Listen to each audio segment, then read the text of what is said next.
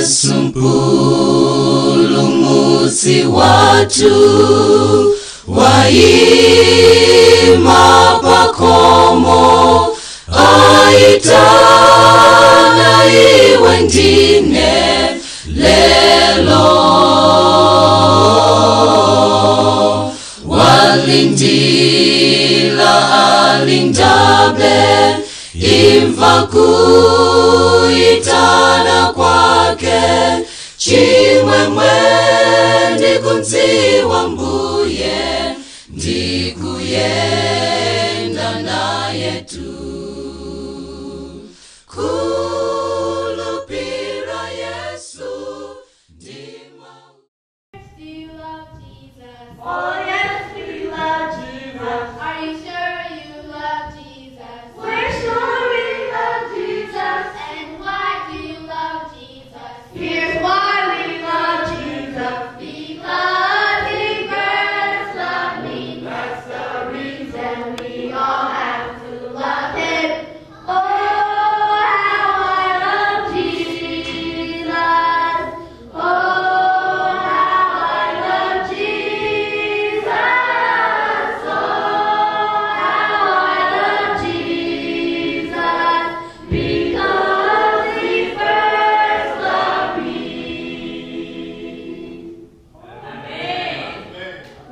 God is good. All the time. God is good. All the time. We want to thank you all for coming to today's worship. We have a sermon, which is a sermon of hope. A sermon that reflects a people who are confused and they really don't know what's happening. That's the sermon we have today. So I titled the sermon today, Trusting in God. Oh, yes, say God. Trusting in God. Trusting in God. This is our sermon today. Let us close our eyes as we pray. Father in heaven, we are here to hear thy word of comfort. Father, a lot is happening amongst us. We pray that we don't lose focus, that you still love us regardless. Be with us so that we should never lose focus. This is our prayer in Jesus' name. Amen. I will read a couple verses from Habakkuk, and then we'll turn to Judges. Habakkuk. The book of Habakkuk is towards the end of the Old Testament. I think it's the fourth book from the last. Very difficult to find. Habakkuk. Now, can Amelinda read Habakkuk chapter 1, verse 2 and 3? How long, O Lord, will your ears be shut to my voice? I make an outcry to you about violent behavior, but you do not send salvation. Why do you make me see evil doing, and why are my eyes fixed on wrong? For wasting and violent acts are before me, and there is fighting and bitter argument. Thank you. The prophet Habakkuk cries, how long, O Lord, shall you accept violence and suffering to continue in this world? How long? How long? This is Habakkuk asking questions. He doesn't understand. Because what he knows is that the God that we serve is a good God. But now he asks, how long? You know, when we talk of long length, you're talking about delay. In his mind, he sees that, no, I think we have had enough. Lord, no, we have had enough. Now he asks God for how long, God? How long shall you accept these things to continue ongoing? He's confused. This is the prophet. So if the prophet is confused, what about us? It's understandable people start questioning when things start happening, when turmoil comes on the door, when all sorts of sufferings comes in our life. We start asking questions. Habakkuk. Now, if you go to verse 5 and 6, can you read that? See among the nations, and take note, and be full of wonder. For in your days I am doing a work in which you will have no belief, even if news of it is given to you. For see, I am sending the Chaldeans, and that bitter and quick-moving nation, who go through the wide spaces of earth to get for themselves living spaces which are not theirs. Okay, stop there. Habakkuk, first of all, he's confused. He's asking how long? The period. Now he's confused at God's method. Because in this particular time, Habakkuk asked the question, how long shall this suffering go on? But God's response is, wait, you haven't seen anything. I'm going to send an evil nation to conquer you and put you in captivity. More suffering. He's confused. First of all, he says, you're too slow to save us. Secondly, he says, it's going to be worse. He's confused about, in our day, there's a lot of suffering going on. You would think that God will just come to a stop, will just put a stop. He's capable, he's able to do that. And we are confused. See, the devil is attacking where it matters most. When it comes to death, he attacks where it matters most. And people are crying, how long? How long shall this come to an end? Verse 13. Before your holy eyes, sin may not be seen, and you are unable to put up with the wrong. Why then are your eyes on the false? Why do you say nothing when the evildoer puts on an end to one who is more uptight than himself? He says, God, you are so pure. You are so pure. How can you send an evil nation? How can you? How can you accept this thing to happen? This was a good man we had. How can you, Lord, allow that this thing, such an evil thing, should happen? How can you? Habakkuk is asking, you are so pure, Lord. It's not, what we don't understand too. In other words, Habakkuk will say, God, what you are doing is unfair. The people who are supposed to suffer are the non-believers. That's what he's saying in other words. Not Christians. Not believers. That is what he's saying. And that is what sometimes we think. When trouble, not only death, any kind of trouble in the family, we ask questions. But look, so and so, they are just enjoying. Me, I go to church, I'm struggling with life. He does this, he does that, he does that. But he's not struggling. We have those questions. We have those questions.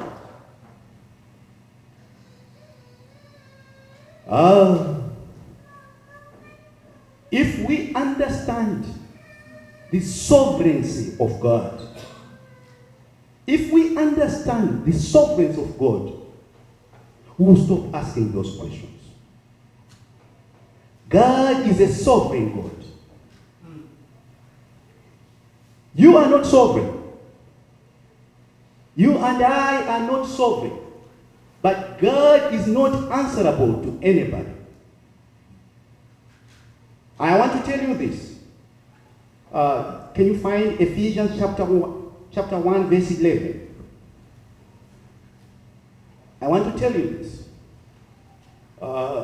This is a difficult message, especially with the circumstances, with what is going on amongst Malawians. We're trying just to put it in a better way so that we understand God as a sovereign God. Ephesians chapter 1 verse 11. Did you find that? In whom we have a heritage, being marked out from the first in his purpose, who does all things in agreement with his designs. So it says everything. In short, what is reading there. Everything that happens, God knows. He permits it to happen. And sometimes he causes it to happen. Because he's sovereign. He permits things to happen. And he knows that these things are going to happen. Because he is sovereign.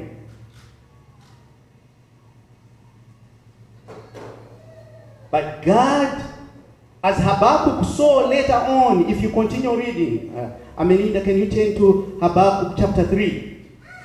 If you continue reading, when you talk about the sovereignty of God, is that, what Amelinda is looking for that? The sovereignty of God, God doesn't seek counsel to anybody. He doesn't seek counsel. He's the absolute ruler.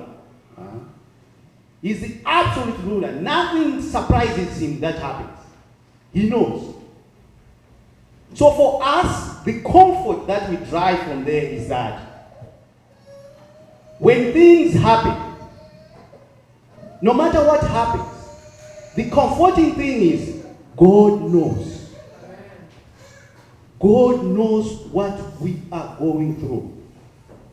You know, there's one comforting thing to know that whatever I'm doing here, I have somebody watching over me. That is very comforting. And then when you understand that that somebody is a pure God, that is very comforting. Amen. That is very comforting to all of us. No matter what you are going through, financial problems, even death, just knowing that somebody is looking at what is happening to me. Somebody understands what I'm going through. That is very comforting. Habakkuk chapter 3. Can you read verse 2? O Lord, word of you has come to my ears. I have seen your work, O Lord. When the years come near, make it clear. In wrath, keep mercy in mind. Yes, can you go on to verse 17? For though the fig tree has no flowers, and there is no fruit on the vine, and work on the olive comes to nothing, and the fields give no fruit, and the flock is cut off from the resting place, and there is no herd in the cattle house. Yes. So Habakkuk starts from chapter 1, where we started. He starts with questioning God, what is happening. God's response is that, wait and see what is going to happen. Now on the last 3 verses, Habakkuk concludes by saying, I know that no matter what, God, you are sovereign. I know that no matter what, you are a good God. I know that one day you are going to rescue us. This is the blessed hope that you and I are waiting for. No matter what happens on this earth, no matter what we go through, the God that we serve is a loving God. Amen. This is just a passing phase. Yesterday at Jesus' Way, I read Philippians 3 verse 20. It says, our citizenship is in heaven. Here we are just passing through. If we focus on Christ, we know where we are going. Let's turn to Psalms 95 verse 4. Psalms 95 verse 4. A day is coming when all these sufferings, when all this death, when all the pain is going to end. A day is coming. The deep places of earth are in his hand, and the tops of the mountains are his. Yes. Questioning God when you are suffering. If you read the book of Job, Job asked God so many questions, but when God answered, he didn't give any answer. He just showed him his might. He asked him, do you know who created this? Do you know how this happened? Do you know how this happened? At the end, Job was dumbfounded. When troubles come, let us not question God. A day is coming when you and I are going to meet our Maker. God will not, this will not go on forever. For you and I, for who believe, we are waiting for the coming of Christ. For those who believe, not everybody. If we believe, this suffering we are going through, this pain we are going through, will be nothing to compare to what Christ has prepared for us. He says in John 14, verse 1, I go to prepare a place for you and me, so that we are going to be there. Some of us here are busy storing our wealth here on earth. But the Bible says, the wise one is the one who stores his treasures in heaven. If we store our treasures in heaven, this suffering will be nothing. Because when you watch, you people who watch soccer or other games, when you watch a rebroadcasted game, where you know the results, you know the results that the match we won 2-1 or we won 3-0. When the other opposing team gets a penalty, you don't feel that much, because you know at the end of the day we won. This is just a what? A rebroadcast.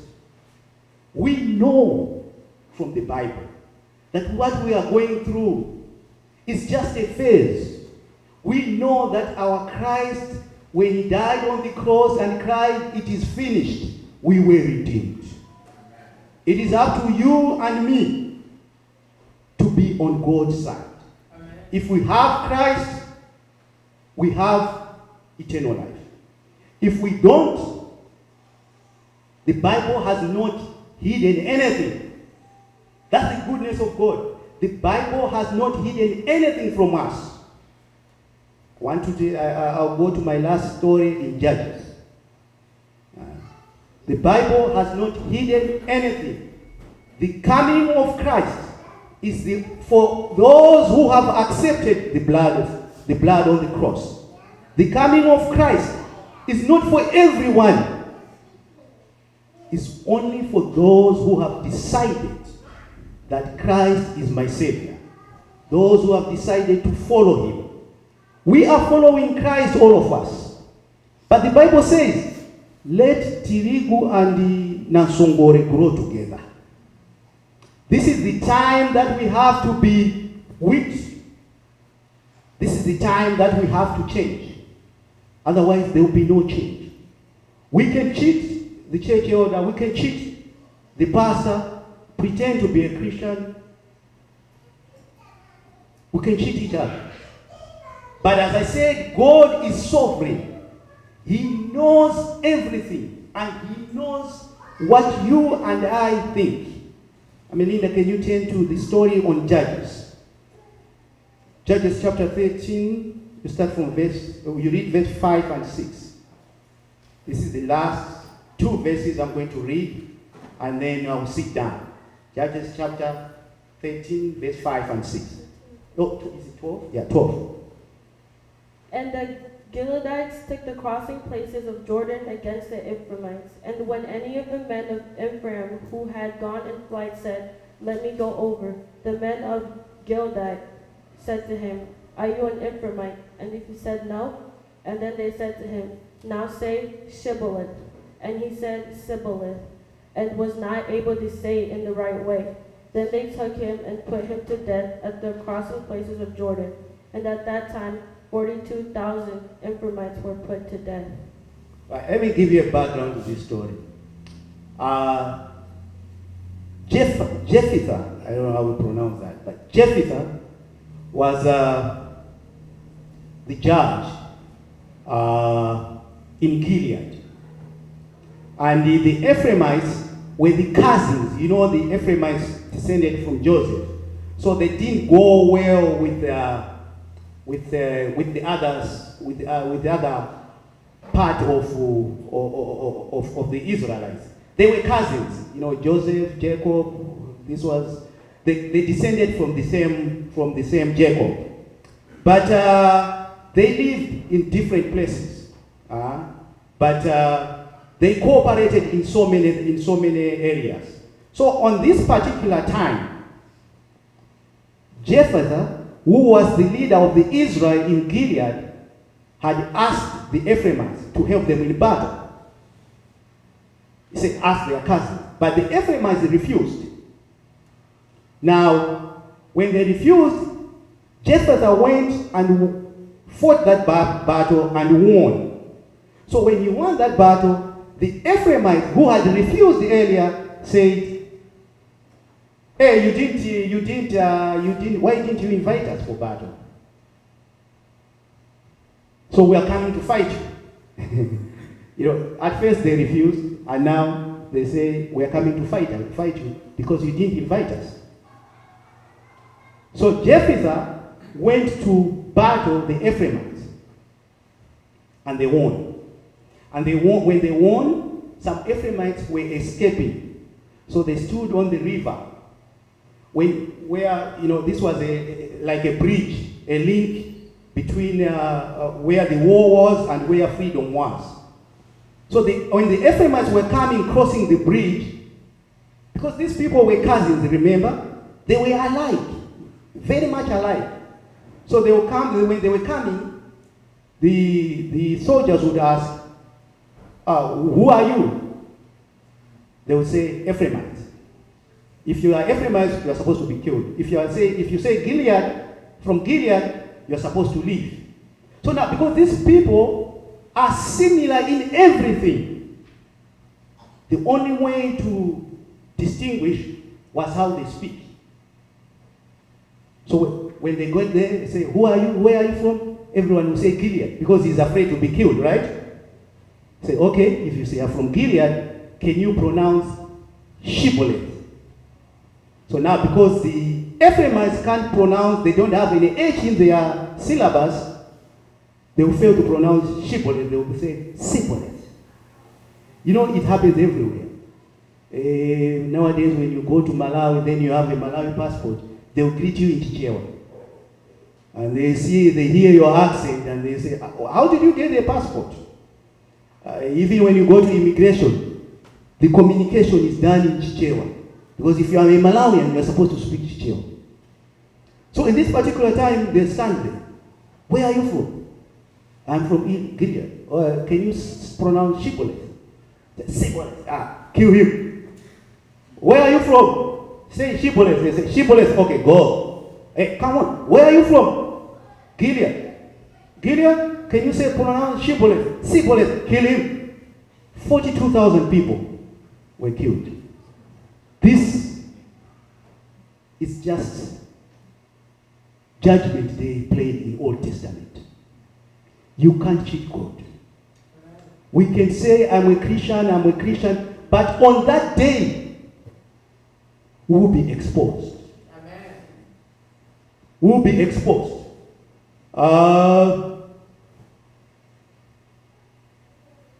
Matthew says, I don't know you. People will say, Lord, Lord, I saved you. But you say, I don't know you. And the goodness of God is that there's no corruption. There's no corruption. And there's no kuzizimbaita, so that you may think that you are so and so, you have been mistaken. Oh yeah, you think that it's Pastor Soko, meaning it's Ashton. No. There's no There's no mistake like that. God, as I said, is a sovereign God. He knows everything. This is our time to prepare. It is sad that we are facing these problems. And when Jesus comes, we'll be the first to run away. These problems, this suffering, this pain, and when Jesus comes, we'll be running away. It will be good that we go through this suffering, this tribulation we are going through. And when Christ comes, we should say, yeah, this is the one we were waiting for. This is the one we were waiting for. The coming of Christ should be good news to all of us. Amen. The coming of Christ should not be scary. But it will be scary if we are not ready. Let us focus so that these problems that we are going through will be done and dealt with. Trust me, God has given us 70 plus years. This is just a few years. If you imagine that Adam lived 900 something, Methuselah 900 something. So what is 70 years? But God promises us eternity. I don't know what eternity. What number is eternity? It's eternity. Amen. God has promised us eternity. So just this period, just this small fraction, if we live for Christ, we will make it to heaven. May God bless us all. Amen. Amen.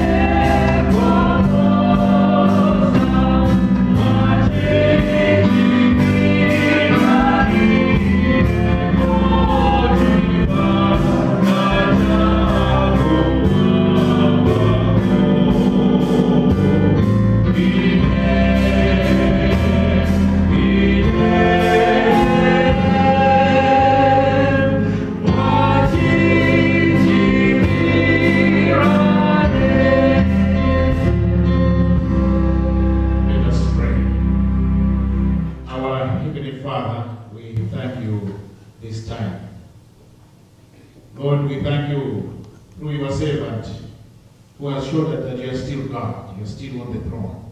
You are still a good God, and you have prepared for us better things than this world is offering. Lord, we ask you to be with us, encourage us and comfort us so that we should still be in the faith, because you have prepared for us eternity. Lord, we ask you to be with your church and be with us all, and be with the families who are believed, Lord. We ask you to comfort them, show them the cross, show them that death is not the end of this world. There are better things thereafter. Be with us in the name of Jesus Christ, we pray. Amen. Kutoka kunalipo, isachiso